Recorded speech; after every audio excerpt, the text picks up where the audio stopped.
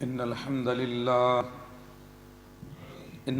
لله نحمده ونستعينه ونستغفره ونعوذ بالله من شرور أنفسنا ومن سيئات أعمالنا من يهده الله فلا مضل له ومن يضلل فلا هادي له أشهد أن لا إله إلا الله وحده لا شريك له وأشهد أن محمدا عبده ورسوله يا أيها الذين آمنوا اتقوا الله حق تقاته ولا تموتن إلا وأنتم مسلمون يا أيها الناس اتقوا ربكم الذي خلقكم من نفس واحدة وخلق منها زوجها وبث منهما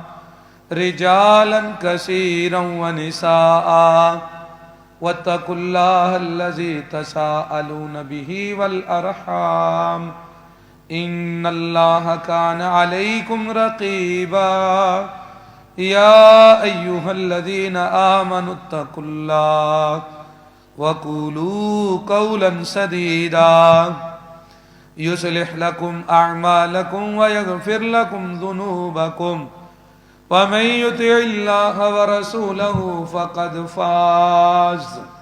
فقد فاز فوزا عظيما أما بعد فإن خير الحديث كتاب الله وخير الهدي هدي محمد صلى الله عليه وآله وسلم وشر الأمور محدثاتها وكل محدثة بدعة وكل بدعة ضلالة وكل ضلالة في النار أعوذ بالله من الشيطان الرجيم من همزه ونفخه ونفثه قال الله تبارك وتعالى في القرآن المجيد والفرقان الحميد فاعلم أنه لا إله إلا الله.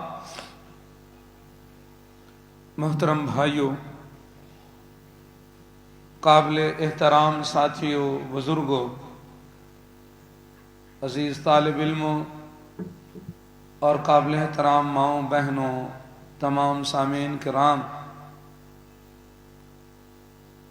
ہم اپنے رب العالمین کی جتنی بھی تعریف کریں، حمد و ثنا کریں، وہ کم ہے. اس کی ذات بابرکت و تعالی مقدس وہ اس چیز کی اہل ہے، وہ اس کے لائق ہے کہ اس کی حمد و ثنا کی جائے. پچھلے خطبے میں ہم نے یہ بات سمجھی تھی کہ اگر ہمارے اندر اللہ تعالیٰ کی معرفت پیدا ہو جائے تو ہمارے اعمال بہتر ہو جائیں گے، نیکی میں آگے بڑھنے کا جذبہ آ جائے گا، گناہوں سے رکنے کی طاقت آ جائے گی. اگر کبھی غلطی خطا ہو جائے تو اس پہ نادم ہو کے توبہ تائب ہونے کا ملکہ پیدا ہو جاتا ہے اگر اللہ تعالیٰ کی معرفت آ جائے. تو یہ رب العالمین کی جو معرفت ہے، اس کا سب سے بڑا ذریعہ، بات یہاں پہ ختم ہوئی تھی کہ وہ ہے اسماء حسنہ کو پہچاننا. اللہ تعالیٰ کے جو نام ہیں، مقدس اسماء ہیں، جو اس کی ذات کی پہچان کرواتے ہیں، اس کی صفات ہیں، جو جب بندہ ان پہ غور کرتا ہے، انہیں پہچانتا ہے، تو پھر اس سے اللہ تعالیٰ کی معرفت حاصل ہوتی ہے. یہ بہت بڑا ذریعہ ہے اسماء حسنہ کو پہچاننا. میرے بھائیوں، اس کے لیے پہلی بنیادی چیز کیا ہے؟ اگر ہم چاہتے ہیں کہ ہم اللہ تعالیٰ کی معرفت کو حاصل کریں تو ہمیں گناہ چھوڑنا پڑے گا. طہارت حاصل کرنی پڑے گی. جب ہم وضو کرتے ہیں، نماز پڑھنے کے لیے آتے ہیں تو پہلے کیا کرتے ہیں؟ وضو کرتے ہیں. صحیح مسلم شریف میں حدیث ہے، نبی کریم صلی اللہ علیہ وسلم نے فرمایا لا يقبل اللہ الصلاۃ بغیر طہور ولا صدقۃ من غلول. اللہ تعالی طہارت کے بغیر نماز اور طہارت کے بغیر اللہ نماز قبول نہیں کرتے، اور ایسا صدقہ بھی قبول نہیں کرتے جس کے اندر خیانت ہوتی ہے. تو یہ حدیث کا مطلب صرف یہ نہیں، جب ہم طہارت کا بیان کریں گے تو وہاں ہم یہ بات سیکھیں گے کہ طہارت جو ہے وہ حسی بھی ہے، طہارت مانوی بھی ہے، اور طہارت حکمی بھی ہے. یعنی ہم نے اندر باہر اپنی صفائی کرنی ہے. یہ طہارت کا اصل معنی اور تقاضا ہے. صرف منہ دھو لینا کافی نہیں، جبکہ ہمیں اندر سے بھی صاف ہونا پڑے گا. تو یہی حدیث یہ بات بتاتی ہے کہ نماز سے پہلے وضو کروایا جا رہا ہے. یہ اس چیز کا درس ہے کہ جب اللہ تعالیٰ کے ہاں کوئی چیز قبول کروانا چاہتے ہو تو پہلے طاہر بنو، پاک بنو. تو اب آپ دیکھو کہ صدقہ تو دھویا نہیں جاتا، تو صدقے کو خیانت سے پاک کرو. اسی طرح اپنے آپ کو، اگر میں اور آپ چاہتے ہیں کہ اللہ کی معرفت پیدا ہو تو ہمیں گناہوں سے پاک کرنا پڑے گا خود کو. غیبت، چغلی، بے حیائی، برائی، بدکاری اور وہ ساری چیزیں جن سے منع کیا گیا، جب ہم انہیں چھوڑیں گے تو پھر یہ وہ پہلا سٹیپ ہے جس سے میرے بھائیوں معرفت پیدا ہوگی. اور یاد رکھیں کہ اس کا فائدہ کیا ہے. اللہ تعالیٰ کے اسماء کے ذریعے اللہ کی پہچان تو ہو جائے گی اگر ہم طہارت حاصل کریں. یہ ٹاپک الگ ہے، اس کو الگ ذکر کریں گے طہارت کو. ابھی اللہ تعالیٰ کے اسماء کے ذریعے اللہ کو پہچاننا، یہ اس بات کی طرف میں آؤں گا اور اس موضوع کو ہم بیان کرتے ہیں. تو اس سے پہلے صرف طہارت کا تذکرہ کیا ہے کہ جب بھی عبادت کرتے ہیں تو وضو کرتے ہیں، طہارت حاصل کرتے ہیں. یہ چیز صرف ظاہری غلاظت صاف کرنے کے اوپر نہیں ہے. اگر ہم چاہتے ہیں کہ اللہ کے ہاں مقبول بنے تو ہمیں اندر باہر سے طاہر ہونا پڑے گا. اس حدیث کو بیان کرنے کا یہ مقصد اور مطلب ہے. اگر ہم میرے بھائیوں اللہ تعالیٰ کے اسماء حسنہ کو پہچانتے ہیں، اللہ کے اسماء حسنہ کو یاد کرتے ہیں، اس کا فائدہ کتنا ہے؟ نبی کریم صلی اللہ علیہ وسلم نے فرمایا لا يحفظها احد الا دخل الجنۃ. اسے کوئی بھی یاد نہیں کرتا مگر وہ جنت میں داخل ہو جاتا ہے. ہم لالچی ہیں، ہمیں پروردگار نے لالچ دی ہوئی ہے تاکہ ہم عمل کریں، کیونکہ ہم بغیر کسی لالچ کے کام نہیں نہ کرتے.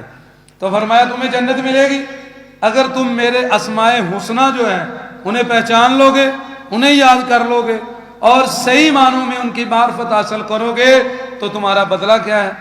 جنت. یہ نبی کریم صلی اللہ علیہ وسلم کی گواہی ہے. تو میرے بھائیو، اسماء حسنہ کے تعارف، اس کا تعارف شروع کرتے وقت چند ایک بنیادی چیزیں ہیں.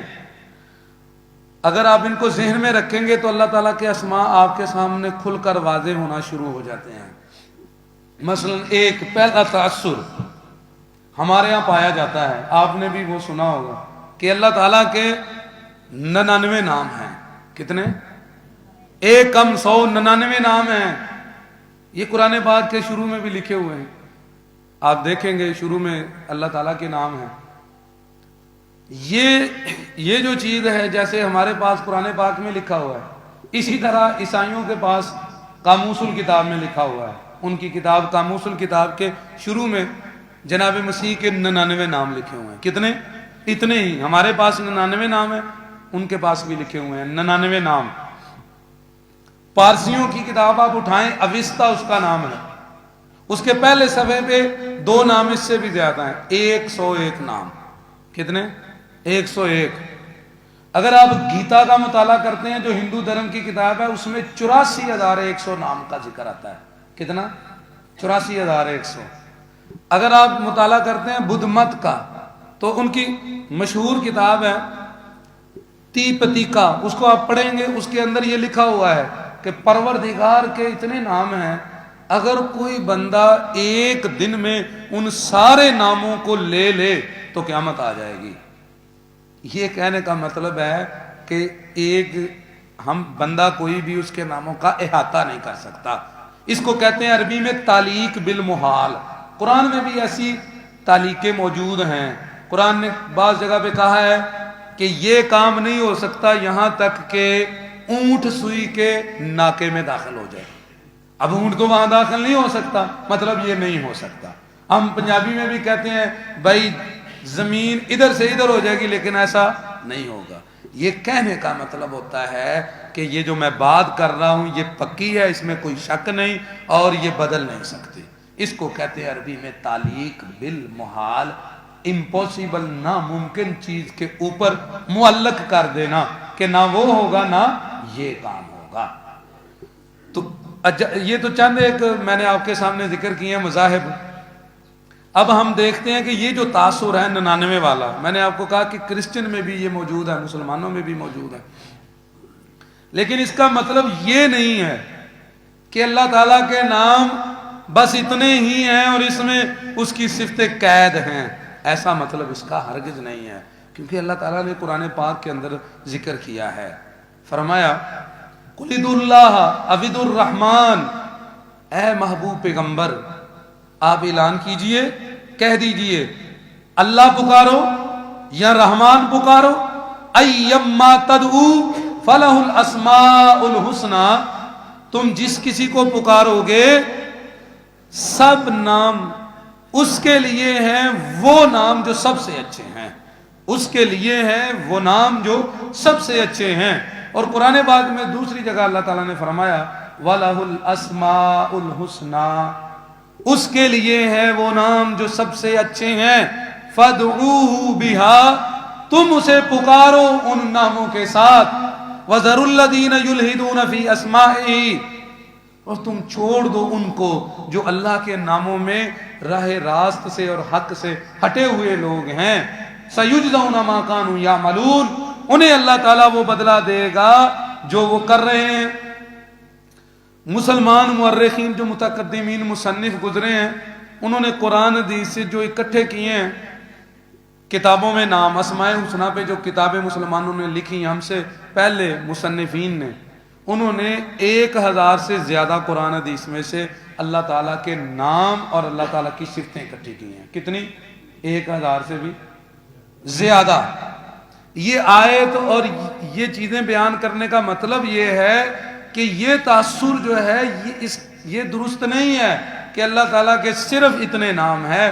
اللہ تعالیٰ کے جو نام ہیں ان کا احاطہ کسی تعداد میں نہیں آپ کر سکتے کہ آپ کہیں کہ میں نے اس کی صفتوں کو گھیر لیا ہے 99 میں یا اس سے زیادہ یا اس سے کم، کیونکہ ہم اس کی صفتوں کو مکمل جانتے نہیں۔ اللہ تعالیٰ قرآن میں کیا فرماتے ہیں لا یحیطون بہ علما، تم تو اس کا علم میں احاطہ نہیں کر سکتے۔ تو جب کسی چیز کے بارے میں پوری طرح علم ہی نہیں ہے تو ہم انسان اس کے بارے میں یہ کیسے کہہ سکتے ہیں کہ اس کے صرف اتنے ہی نام ہیں؟ اس لیے یہ تاثر عمومی جو ہے یہ درست تاثر نہیں ہے میرے بھائیوں، بلکہ حدیث میں مصنفین نے تو 1000 سے زیادہ نام لکھے ہیں، حدیث میں اس سے بھی بڑھ کر اشارہ ملتا ہے۔ صحیح بخاری شریف میں حدیث ہے شفاعت کی، نبی کریم صلی اللہ علیہ وسلم نے فرمایا کل قیامت کا دن ہوگا، میں اللہ تعالیٰ کے دربار میں شفاعت کروں گا، اور جب سوال جواب شروع نہیں ہو رہے ہوں گے تو میں شفاعت کروں گا۔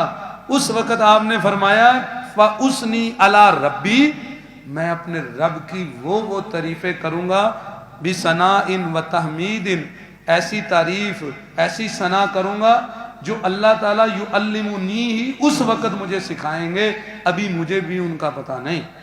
تو اس کا مطلب اس سے زیادہ اور بھی ہیں، بہت سارے اللہ کے نام اور اس کی صفاتیں وہ ہیں جو اللہ کو پتہ ہے اور کسی کو مخلوق میں سے پتہ نہیں ہے۔ یہ چیز بھی اس چیز کی دلیل ہے کہ یہ تاثر درست نہیں ہے کہ اس کے صرف 99 نام ہیں۔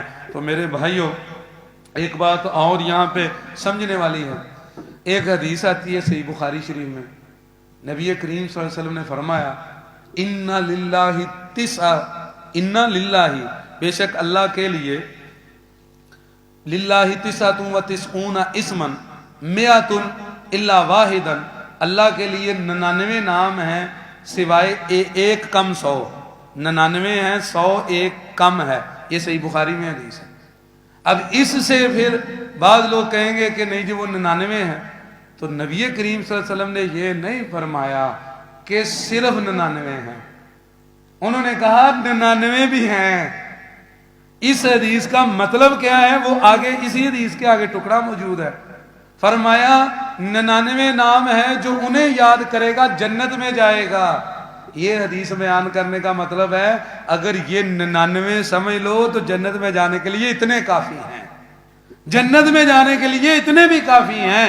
ये 99 अगर नाम समझ लो जन्नत में दाखिले के लिए इतनी मार्फत काफी है।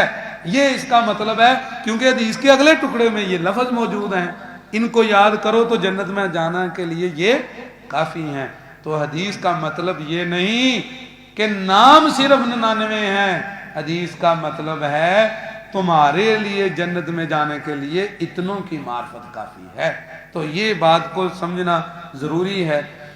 तो मेरे भाइयों ये थी पहली चीज अल्लाह ताला के नामों के बारे में। तो ये बात तो दलाइल से साबित हुई, इन दलीलों से, कि अल्लाह ताला के नाम किसी तादाद या एक अदद में हम उसको शुमार नहीं कर सकते। अब इसके बाद अगली चीज आ जाती है, जब भी कोई नाम सामने आएगा, ये वो कायदे हैं मेरे भाइयों जिससे अल्लाह ताला के अस्मा की आपको मार्फत होगी, और ये याद करने वाली चंद इल्मी बातें हैं जो मार्फत की तरफ लेकर जाएंगी।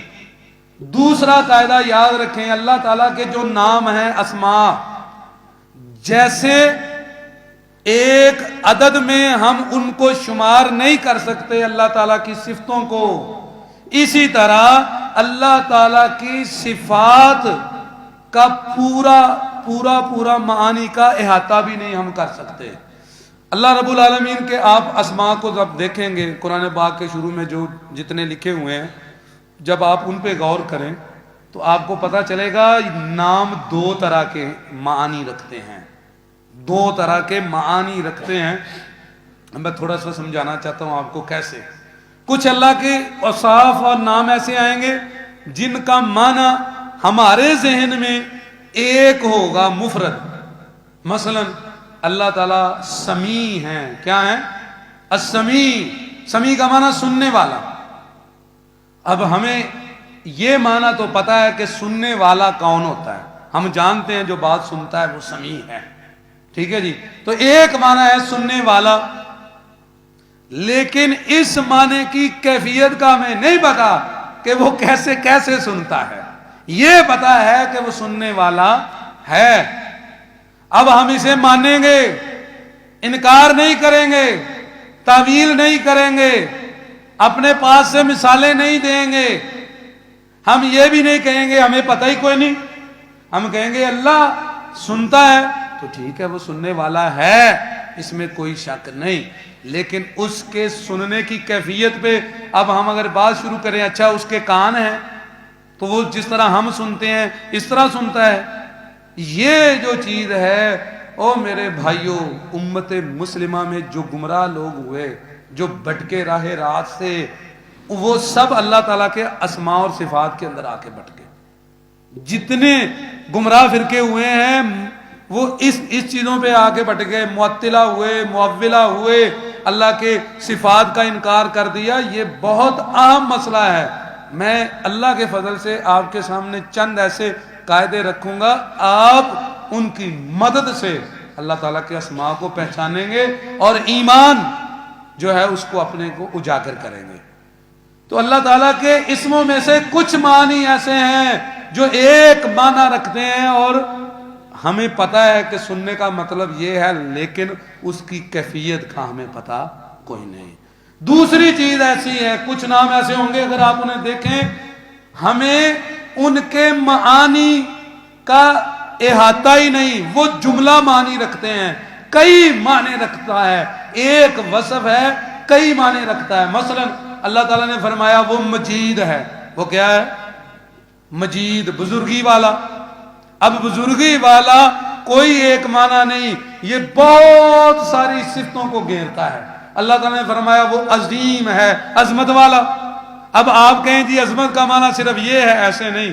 ادھر آپ کہہ سکتے تھے کہ سمیع کا معنی سننا ہے، ادھر نہیں کہہ سکتے کہ عظمت کا صرف یہ معنی ہے۔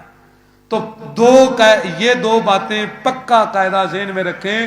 اللہ تعالیٰ کے کچھ نام ایسے ہیں جن کا معنی اکیلا مفرد ہے، لیکن ہمیں اس کی کیفیت کا پھر بھی نہیں پتا، اور کچھ ایسے ہیں جن کا سرے سے ہمیں پورے معانی کا ہی احاطہ نہیں، وہ جملہ معنی رکھتا ہے اور یہی نہیں پتا کہ اس کے اندر کتنے معنی ہیں۔ تفصیل تو آگے اور کیفیت تو پھر دور کی بات ہے۔ اب میں آپ کو تھوڑا سا اس کو آپ کے سامنے واضح کرتا ہوں، صرف اس ایک لفظ کو، سمیع کو دیکھیں۔ سمیع، اللہ تعالیٰ سننے والا ہے، آپ بھی سنتے ہیں نا، ہمیں یہ تو پتا ہے کہ اللہ سنتا ہے، لیکن مخلوق میں کسی طرح سے اسے کوئی مشابہت نہیں۔ آپ 2-3 کی بات سن سکتے ہیں، 2-3-4 کی ایک وقت میں، جب تعداد بڑھ جائے گی آپ نہیں سن پائیں گے۔ جب آواز کی فریکوینسی، آواز کم ہو جائے گی، آواز زیادہ ہو جائے گی، پھر بھی نہیں سن پائیں گے۔ الفاظ بدل جائیں گے، نہیں سن پائیں گے ہم۔ الفاظ، زبانیں بدل جائیں گی، نہیں سمجھ پائیں گے۔ اگر لہجے بدل جائیں گے نہیں سمجھ پائیں گے، اور اگر تعداد بہت زیادہ ہو جائے گی اور لہجے بھی مختلف، زبانیں بھی مختلف، الفاظ بھی مختلف، اور کچھ کے پاس الفاظ ہے ہی نہیں، وہ گونگے ہیں، ہم کچھ نہیں سن پائیں گے، لیکن وہ سب سنتا ہے، وہ ہے سمیع۔ یہ تو ابھی انسانوں کی باتیں ہیں، صرف انسان کی بات ہے تو ہم نہیں سن پا رہے، اس کے بعد اور کئی مخلوقیں ہیں۔ اور میں آپ کو ایک مثال دیتا ہوں، اللہ کے بندو، میں سنتا ہوں، آپ سنتے ہیں، مچھر سنتا ہے کہ نہیں؟ مکھی سنتی ہے کہ نہیں؟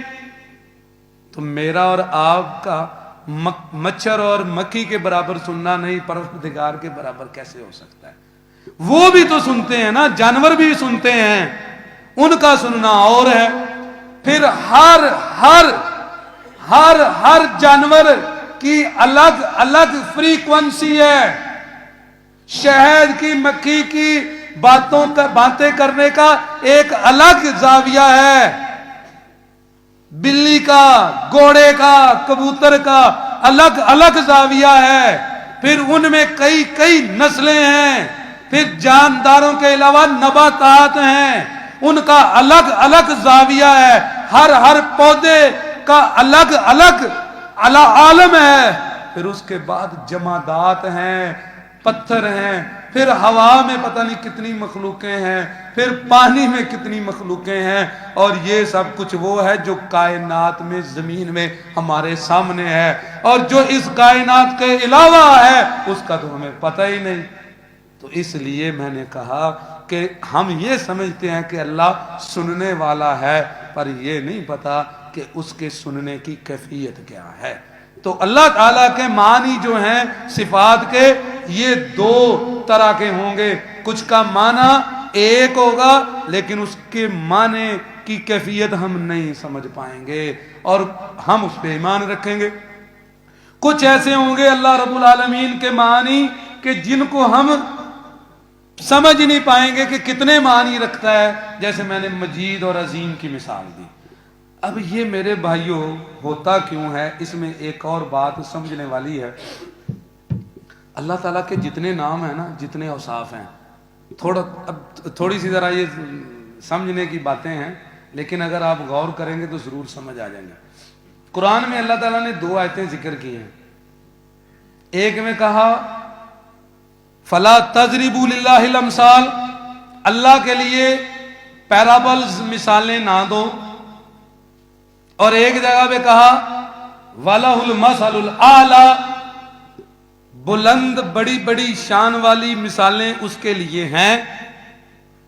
اب ان دونوں کو جب ملائیں تو یہ بات سمجھ آتی ہے کہ میرے بھائیوں، اللہ تعالیٰ کے ہی جو جتنے نام ہیں، یہ ہم کو ہم انسانوں کو اس کی ذات سمجھانے کے لیے یہ صفات بتائی گئی ہیں، اور یہ انسانوں کے اعتبار سے ہیں، انسانوں کے اعتبار سے ہیں۔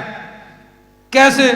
آپ غور کریں، ہم جو انسان ہیں، ہمارے لفظ تو ساری مخلوق کو سمجھنے سمجھانے کے لیے ناکافی ہیں۔ ہم تو سارے انسانوں کے لیے ہماری زبان جو ہے نا وہ کارآمد نہیں، چند جو ہے نا وہ تھوڑی دیر بعد لہجے چینج ہو جاتے ہیں۔ تو کیسے ہمارے الفاظ اللہ تعالیٰ کی ذات کا مکمل احاطہ کر سکتے ہیں؟ یہ ناممکن ہے۔ لیکن اب اللہ تعالیٰ کی ذات کی پہچان بھی کروانی تھی، تو انبیاء نے اور اللہ تعالیٰ نے خود ایسے لفظ بولے جس کو انسان کا جو ذہن ہے، فہم، وہ سمجھ پائے، اس لیے وہ الفاظ بیان کر دیے۔ اب یہ الفاظ جو ہیں یہ ہمیں کچھ نہ کچھ اللہ رب العالمین کی طرف لے جاتے ہیں، لیکن اللہ تعالیٰ کی پوری معرفت کروانے سے یہ قاصر ہے۔ کیوں بھلا؟ اس لیے قاصر ہیں کہ ہمارے الفاظ وہ ناقص ہیں۔ دیکھو، ہم لفظ بولتے ہیں کس لیے؟ اپنی بات سمجھانے کے لیے، ایک دوسرے سے بات کرنے کے لیے لفظ بولتے ہیں۔ ہمارے الفاظ ہمارے ذہن میں موجود معنی پوری مخلوق کو نہیں سمجھا سکتے۔ ہم اپنے ذہن میں موجود معنی الفاظ کے ساتھ جانوروں کو سمجھا سکتے ہیں، تو ہمارے الفاظ تو اتنے ناقص ہیں کہ وہ مخلوق کو ہماری بات نہیں سمجھا پاتے۔ تو پروردگار جو خالق ہے اس کے معنی کا کیسے احاطہ کر سکتے ہیں؟ یہ ناممکن ہے کہ یہ لفظ اللہ تعالیٰ کی ذات کی کنہ کو، حقیقت کو، اصلی اور اصل چیز کو گھیر سکیں۔ یہ تو صرف ہمیں کچھ سمجھانے کے لیے بتلایا گیا ہے۔ اس لیے اہل سنہ والجماع یہ کہتے ہیں ہم احتیاط کا دامن رکھیں گے۔ اللہ تعالیٰ نے اور نبی کریم صلی اللہ علیہ وسلم نے اپنے لیے جو اوصاف ذکر کیے ہم انہیں مانیں گے، انکار نہیں کریں گے، تعویل نہیں کریں گے، تشبیہ نہیں دیں گے، مثالیں نہیں گڑیں گے، اور جن چیزوں سے اللہ تعالیٰ نے اور اللہ کے حبیب نبی کریم صلی اللہ علیہ وسلم نے منع کر دیا اس سے رک جائیں گے، اور جس کے بارے میں وہ خاموش ہیں ہم خاموش رہیں گے۔ یہ اہل سنہ نے قاعدہ اس لیے بنایا۔ کیوں؟ اس لیے کہ وہ کہتے ہیں ہم ادھر ہی رہیں گے قرآن و سنت کے اوپر، وگرنہ بھٹک جائیں گے اگر ہم اپنی مرضی سے اللہ رب العالمین کے ناموں کے اندر جو ہے وہ اپنے پاس سے باتیں شروع کر دیں گے۔ میرے بھائیوں، ایک اور بہت بڑا مسئلہ ہے، آپ نے وہ بات سنی ہوگی، ابھی میں نے صرف آپ کو دو چیزیں ذکر کی ہیں کہ اللہ تعالیٰ کے صرف 99 نام ہیں، ایسی بات نہیں، اور اللہ تعالیٰ کے ناموں کے معانی جو ہے وہ بسا اوقات ایک معنی ہمارے ذہن میں ہوتا ہے لیکن اس کی کیفیت کا ہمیں پوری طرح پتہ کوئی نہیں، ہم مانیں گے، انکار نہیں کریں گے۔ تیسری چیز ایک اور قاعدہ ذہن میں رکھیں، ہمارے ہاں آپ نے یہ بات سنی ہوگی، اکثر مفسرین بھی لکھ دیتے ہیں لیکن یہ بات ٹھیک نہیں ہے۔ وہ کہتے ہیں کہ اللہ تعالیٰ کا ایک نام ذاتی ہے اللہ، اور باقی صفاتی ہیں۔ ایک نام کیا ہے؟ ذاتی ہے۔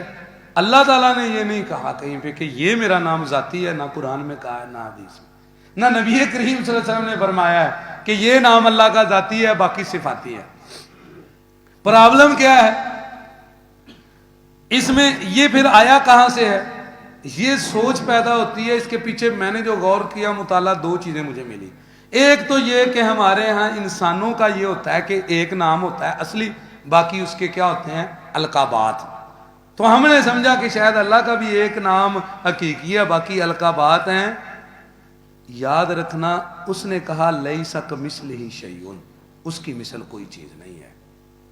اللہ رب العالمین کے جتنے نام ہیں سارے اس کی صفتیں ہیں، کوئی نام جامد ٹھوس نہیں جیسے ہمارے نام ہوتے ہیں صرف شناخت کے لیے۔ اللہ کا ہر نام اس کی کسی نہ کسی صفت پر اظہار کرتا ہے، اور وہ سارے ہی صفاتی ہیں۔ یہ تقسیم ٹھیک نہیں ہے۔ مثلا اللہ یہ اس کی صفت الوہیت کو ظاہر کرتا ہے، رب یہ اس کی صفت ربوبیت کو ظاہر کرتا ہے۔ تو اللہ رب العالمین کے سارے نام اس کے جو ہے اس کی صفات کو ظاہر کرتے ہیں۔ یہ جو تقسیم کی جاتی ہے عمومی طور پہ یہ ٹھیک نہیں ہے۔ ابن قیم رحمہ اللہ نے عربی میں لکھا ہے، اس کا نام ہے قصیدہ نونیہ، اس کے اندر وہ شعر کہتے ہیں اسماؤہ اوصاف مدح کلھا، اس کے سارے نام وہ تعریفیں ہیں ساری کی ساری، مشتقۃ حملت لمعانی، وہ سارے مشتق ہیں اور سارے صفاتی ہیں، ان میں سے ایسا نہیں ہے کہ کوئی جامد نام ہے، سب اس کی صفتیں ہیں۔ کون کہہ رہے ہیں؟ ابن قیم قصیدہ نونیہ کے اندر، اور کہتے ہیں یاد رکھنا کہ یہ اللہ کے نام جو ہیں ایاک والالحاد فیہا، اس کے ناموں کو مانو اور اس کے اندر انکار نہ کرنا۔ کیوں؟ کفر معاذ اللہ من کفرانی، یہ کفر ہے، اللہ کی پناہ بہت بڑا کفر ہے۔ تو اس کے سارے نام صفاتی ہیں۔ تو یہ جو عمومی طور پہ مشہور ہے کہ ایک ذاتی ہے، ایسی بات میرے بھائیوں نہیں ہے، اس کے سارے نام، اور اس کی دلیل اب ہم نے لینی ہے قرآن سے، تو وہ آپ نے سمجھنی ہے کہ قرآن میں کہاں ہے۔ اللہ تعالیٰ فرماتے ہیں وَلِلَّهِ الْأَسْمَاءُ الْحُسْنَى، اللہ کے لیے ہیں وہ نام جو سب سے اچھے ہیں، الحسنہ، اللہ کا ہر نام جو ہے اس میں اس کی حسن، اس میں اس کی صفت حسن بیان ہوگی۔ اللہ فرماتے ہیں میرے جتنے نام ہیں اس میں صفت ہے میری کوئی نہ کوئی اچھی، اور ہم نے کہا نہیں یہ ذاتی ہے اور یہ صفاتی ہے، وہ کہتا نہیں میرے سارے نام میری اچھی صفتیں بیان کرتے ہیں۔ کوئی بات سمجھ آ رہی ہے؟ تو یہ دلیل ہے کہ اس کا ہر نام ہی کیا ہے؟ صفتی نام ہے، کیونکہ وہ کہتا ہے میرے نام وہ ہیں جو سب سے اچھے ہیں، ہر نام میں کوئی نہ کوئی ایک اچھی صفت اور خوبی ہے۔ اور میرے بھائیو یاد رکھنا، یہ پتہ کہاں سے لیا گیا؟ یہ بھی ایک پرابلم ہے۔ اگر ہم کرسچن کو پڑھیں تو بائبل میں، اور جوش یہودی دونوں کے ہاں یہ تاثر ہے، وہ کہتے ہیں جو بائبل ہے اس کی شروع کی کتاب الپیدائش جو ہے، آغاز میں اس میں تذکرہ ہے خدا نے کائنات بنائی، پھر اس نے آرام کیا وغیرہ، آگے جا کے وہ لکھا ہوا ہے۔ وہاں دو نام آتے ہیں اللہ تعالیٰ کے، رب العالمین کے دو نام وہاں بائبل میں ذکر ہیں۔ ایک ہے یہوہ، اس کا تلفظ یہوہ بھی ہے، یہوہ، اور آگے الوہیم۔ اب عیسائیوں کے ہاں اور یہودیوں کے ہاں یہ نظریہ ہے کہ اللہ تعالیٰ کا ایک نام ذاتی ہے وہ یہوہ ہے یا الوہیم ہے، اور باقی صفاتی ہیں اور اس کے 99 نام ہیں۔ یہ تو وہاں سے مسلمانوں میں بھی آ گیا اور تفسیروں میں بھی لکھا جاتا ہے، اور اصل بات یہ ہے کہ اس کا ہر نام ہی اس کی صفت ہے، اور اس کی دلیل وَلَهُ الْأَسْمَاءُ الْحُسْنَى۔ تو یہ کہاں سے لیا گیا؟ حالانکہ ان کا جو کلمہ ہے، یہودیوں کا کلمہ، اس میں یہ لکھا ہوا ہے، اس میں وہ جو کلمہ ہے عبرانی میں، اس کا جو ترجمہ ہے اس میں وہ کہہ رہے ہیں موسیٰ علیہ السلام انہیں کہ سنو اے بنی اسرائیل، اے بنی اسرائیل تمہارا خداوند ہمارا خدا ایک خدا ہے۔ اس میں پہلے یہوہ ذکر ہوا ہے اور آگے الوہیم ذکر ہوا ہے۔ یہ الوہیم عربی میں اللہم بن گیا، عبرانی جب ہیبرک سے عربی کے اندر آیا تو اللہ تعالیٰ کے ناموں کے بارے میں بہت سارے تاثرات ایسے ہیں میرے بھائیوں جو ہم نے لوگوں سے پکڑے ہوئے، اور باقی مذاہب سے، کچھ کرسچن سے لیا، کچھ جوش سے، اور ہماری تفسیروں والوں نے بھی وہ لکھ دیا ہے، اور اس پہ غور نہیں کیا کہ ہمارا رب ہمیں تو اور کچھ کہہ رہا ہے۔ یہ دوسرا نظریہ بھی کوئی سمجھ آیا کہ اللہ کے جتنے نام ہیں وہ سارے کیا ہیں؟ صفاتی ہیں۔ تو جھگڑا تو کھڑا ہونا ہے جب آپ نے بیان کرنا، انہوں نے کہنا جی فلانی تفسیر میں لکھا ہوا ہے، تو آپ نے کہنا ہے اللہ نے کہاں کہا ہے کہ یہ ذاتی ہے یہ صفاتی، یہ بتاؤ۔ اللہ رب العزت نے تو کہا وَلَهُ الْأَسْمَاءُ الْحُسْنَى، اور یہ تقسیم تو یہودیوں نے کی ہوئی ہے اور عیسائیوں نے کی ہوئی ہے۔ اب ایک اگلی چیز وہ ہے کہ اللہ تعالیٰ کے نام جو ہیں، اللہ رب العالمین کے نام ہمارے لیے کیا تقاضا کرتے ہیں۔ اب جب ہم ایک اور قاعدہ ذہن میں رکھیں، اللہ کا کوئی نام ہم پڑھیں گے، اللہ تعالیٰ کا نام کوئی نہ کوئی اثر چھوڑتا ہے۔ ایک اس کی طرف جب دیکھو گے تو پھر بھی ایک معرفت ہے، اور ایک ہمیں بھی ایک سبق ہے، اللہ کی بھی اس میں پہچان ہے اور ہمیں بھی درس ہے. کم از کم یہ دو چیزیں ہر نام کے اندر ہیں کہ اللہ کی معرفت بھی ہے اور ہمیں ایک سبق بھی ہے، درس بھی ہے. مثلا اللہ رب العزت کا نام ہے، جب ہم پہچانتے ہیں الحی، کیا نام ہے؟ اب دھیان سے ذرا غور کرنا آپ نے. الحی، کس کس نے یہ اللہ کا نام سنا ہوا؟ ہاتھ کھڑا کرو. الحی، وہ زندہ ہے. الحی نام سنا ہوا ہے نا؟ الحی وہ کیا ہے؟ زندہ، وہ قائم و دائم. لیکن جب بندہ اس نام کو سنتا ہے نا، اگر وہ پہچان لے تو وہ کہے گا اصل میں تو وہ زندہ ہے، میں تو مردہ ہوں. پہلا اس کے جب یہ وہ پہچان جائے گا کہ وہ کہہ رہا الحی میں زندہ ہوں، وہ کیا کہہ رہا ہے میں، تو نتیجہ کیا نکلا؟ باقی سب کیا ہو؟ تو باقی سب مردے ہو. اس نے زندگی دی ہے تو تھامے ہوا ہے جب تک تو تم زندہ ہو، کیونکہ اصل تو زندہ وہ ہے. اب وہ چاہے زندگی دے، وہ چاہے مار دے.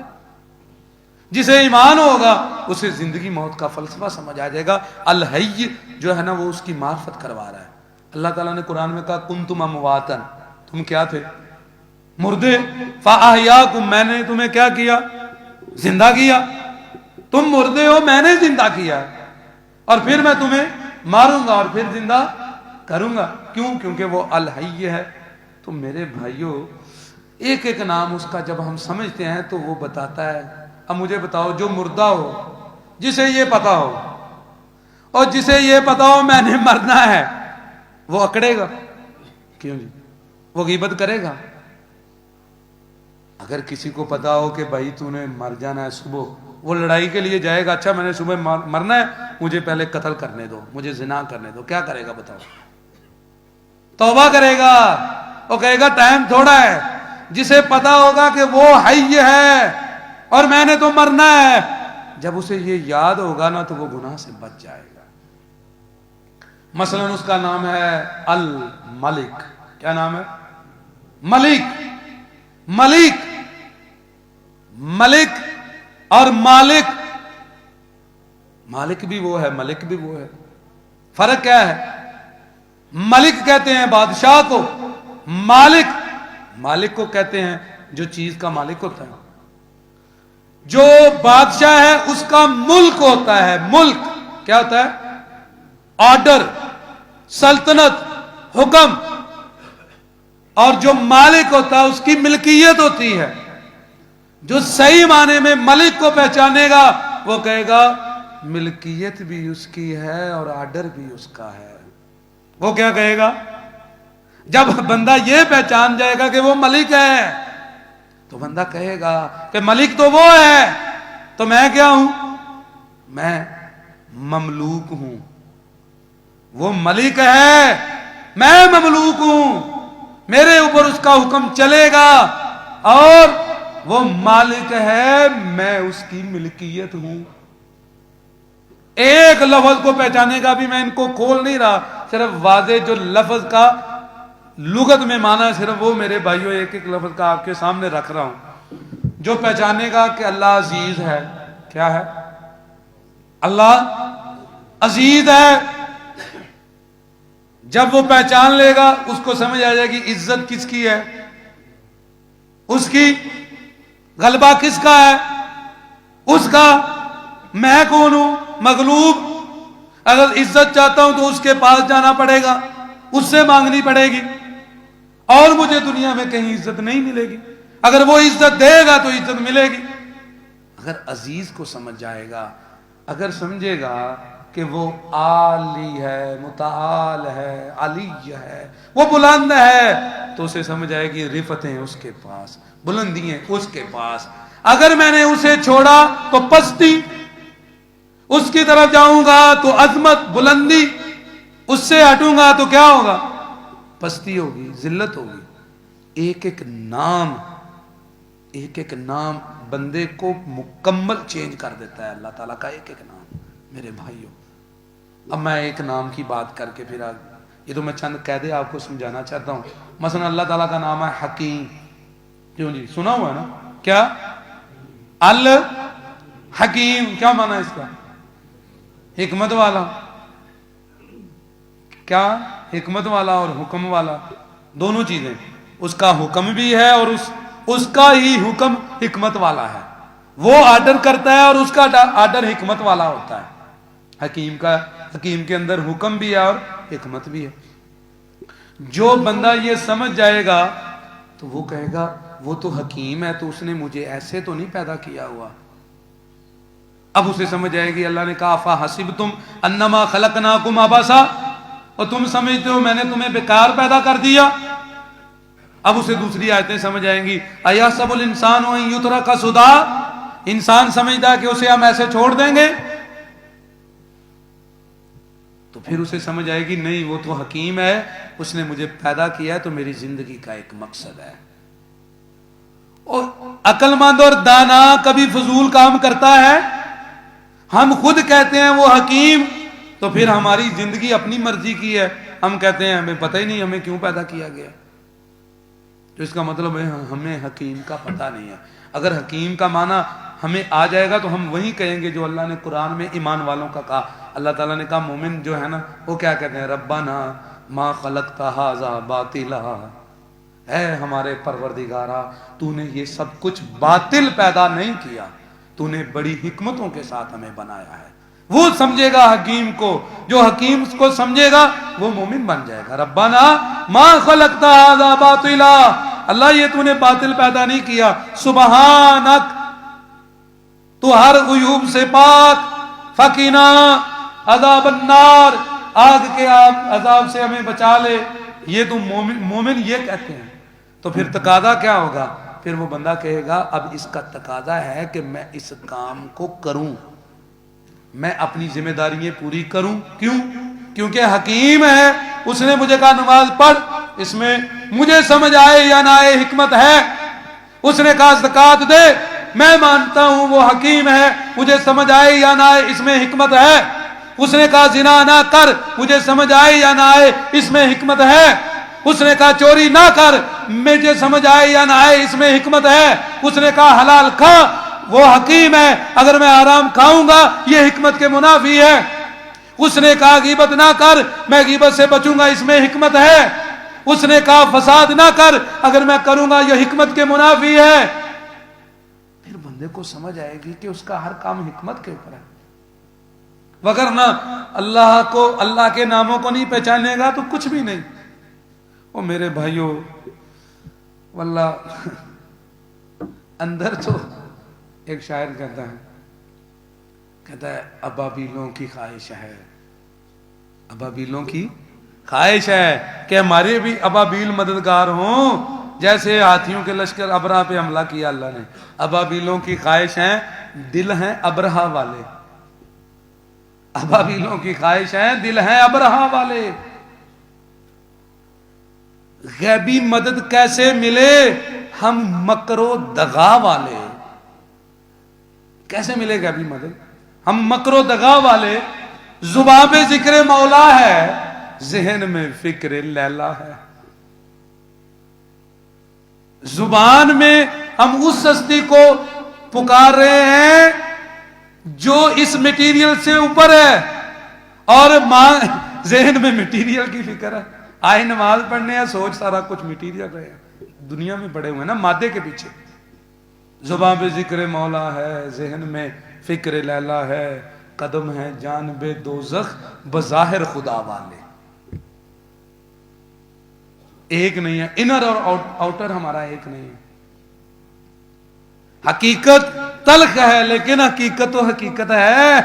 حقیقت تلخ ہے لیکن حقیقت تو حقیقت ہے. زباں پہ ترک دنیا, تہے دل مبتلا والے. تو پھر کہتا ہے عجب رسم حماقت ہے میرے شہر میں صاحب, عجب رسم حماقت ہے میرے شہر میں صاحب. عدوِ دین خود کو سمجھے علی المرتضی والے. جو دین کے دشمن ہیں کہتے ہیں ہم علی المرتضی والے ہیں. کہتا ہے یہاں صاحب حساب الٹ ہوا ہے. تو کیسے وہ معرفت نہیں آئے گی جب تک انر آؤٹر ایک نہیں ہوگا میرے بھائیوں. وگرنہ ایک ایک ایک اللہ کا نام اگر ہم سمجھ لیں تو ہماری زندگی بدل جاتی. ایک نام صرف سمجھ لیں, ایک نام, 99 نہیں یا اس سے زیادہ کم کی بات نہیں کر رہا, ایک سمجھو تو زندگی چینج ہو جاتی ہے. اللہ سمجھ کے عمل کی توفیق عطا فرمائے.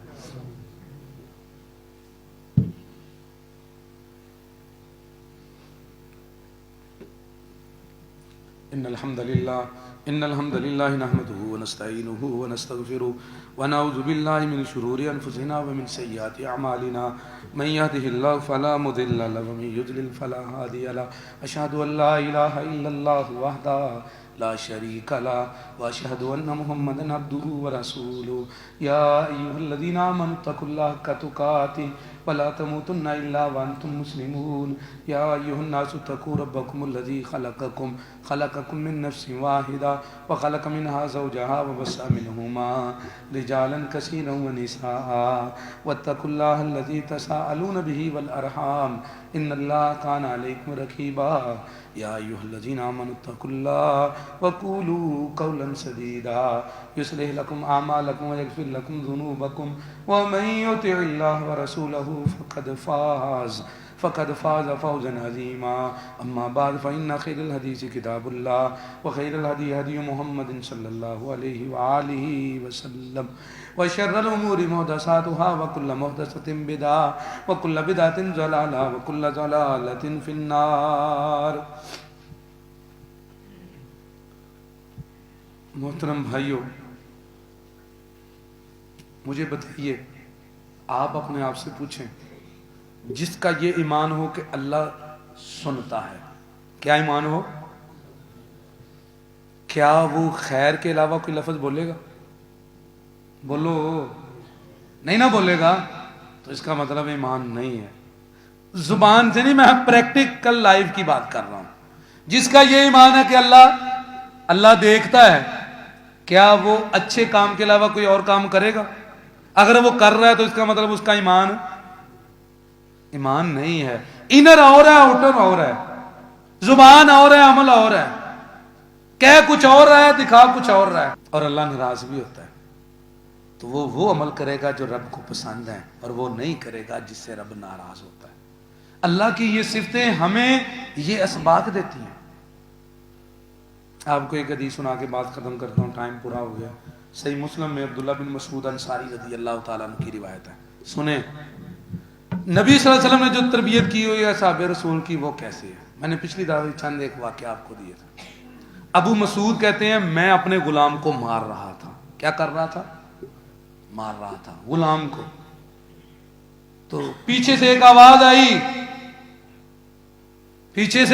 آئی, ابو مسعود, کل کو آج جتنی تیری اس کے اوپر قدرت اور ملکیت ہے, اس سے زیادہ للہ اقدر, اللہ کی زیادہ قدرت ہے تیرے اوپر. کیسے؟ میں نے پیچھے دیکھا, یہ آواز کس کی ہے؟ محمد رسول اللہ صلی اللہ علیہ وسلم. فوراً چھوڑ دیا, کہا یا رسول اللہ, یہ آزاد ہے, یہ غلام میں نے آزاد کر دیا. کیونکہ آپ نے انہیں وہ ایمان یاد کروایا. وہ مار رہا تھا غلام کو, غلطی غلام کی ہے, صحابی رسول ہے. خطا وہ لوگ ہیں جو رضی اللہ عنہ ورضوا عنہ, ہمارے جیسے نہیں, باتوں پہ جھگڑنے لڑنے والے بد اخلاق نہیں. وہ عظیم اخلاق کے حامل جن کا ایمان ہمارے لیے اسوہ حسنہ آئیڈیل نمونہ ہے, ان کی بات ہو رہی ہے. غلام کو مارا ہے ان کی غلطیوں پہ. تو محمد رسول اللہ صلی اللہ علیہ وسلم گزر رہے, کہا ابو مسعود للہ اقدر, ایک دن آئے گا جب اس کی قدرت ظاہر ہوگی. آج تیرے پاس اتنی قدرت نہیں ہے اس کے اوپر جتنی اس کی تیرے اوپر آج بھی ہے اور کل ہوگی, وہ دکھائے گا. کہا یا رسول اللہ, یہ اللہ کے وجہ کے لیے آزاد ہے, لوجہ اللہ میں نے اسے آزاد کر دیا. چینج آئی کہ نہیں, بدلا ہے کہ نہیں؟ جسے پتا ہے وہ بدلتا ہے, جسے پتا ہے وہ سنتا ہے, جسے پتا ہے وہ دیکھتا ہے, جسے پتا ہے وہ محبت کرتا ہے, جسے پتا ہے وہ ناراض ہوتا ہے, وہ پھر وہی کرتا ہے جو اسے پسند ہے, اور وہ نہیں کرتا. اس کا مطلب ہمیں کوئی نہیں پتا کہ اللہ سنتا ہے. کہہ لو جتنا مرضی, پتا کوئی نہیں وہ سنتا ہے, پتا ہمیں کوئی نہیں کہ وہ دیکھتا ہے. اگر یہ پتا ہوگا پھر وہی ہوگا جو تیری رضا, جو تو چاہے. اللہ تعالیٰ سمجھ کے عمل کی توفیق عطا